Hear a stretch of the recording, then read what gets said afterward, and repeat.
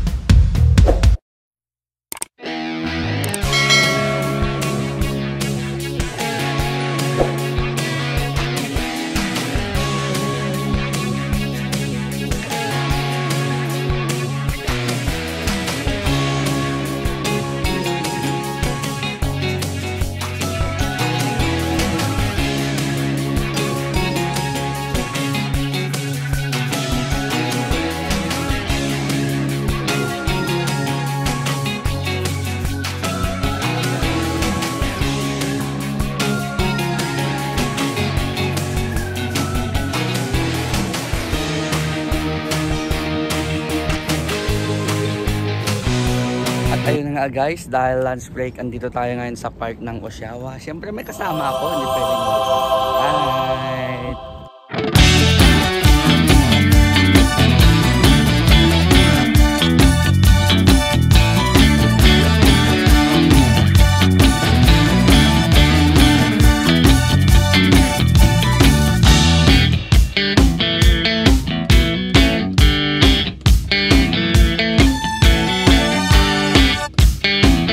Tingnan nyo naman tong baseball track nila, oh, ang haba.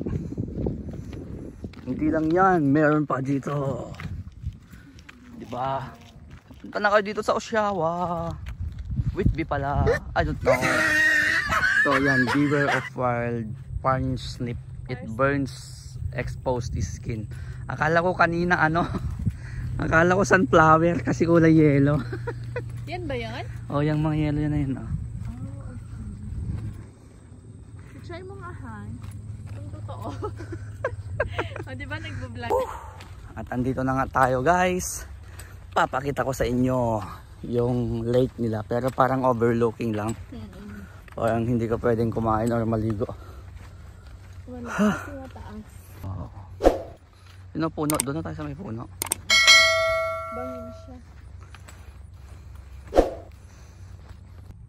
Ayun nga guys, dahil wala kaming nahanap na pwesto doon. Kasi ano, bangin? Bangin. So dito lang kami pumesto sa ilalim ng Fono. Let's eat. Ayan guys, so syempre pagkatapos kumain, trabaho ulit. Alright, let's go. Kolekta na tayo. Let's go. Yun nga guys, dahil natapos na kami. Ayan, so uwian na tayo. So balikan ko muna si misis ko kasi iniwan ko muna siya doon sa may silong kasi kailangan ko itong sakay paglilipat-lipat kaysa maabala pa siya. So let's go to Dollarama first pa pala. May bibilhin pa kami.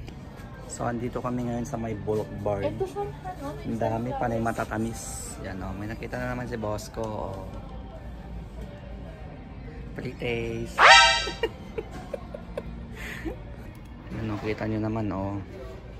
Dito sa kabila pa na sweets.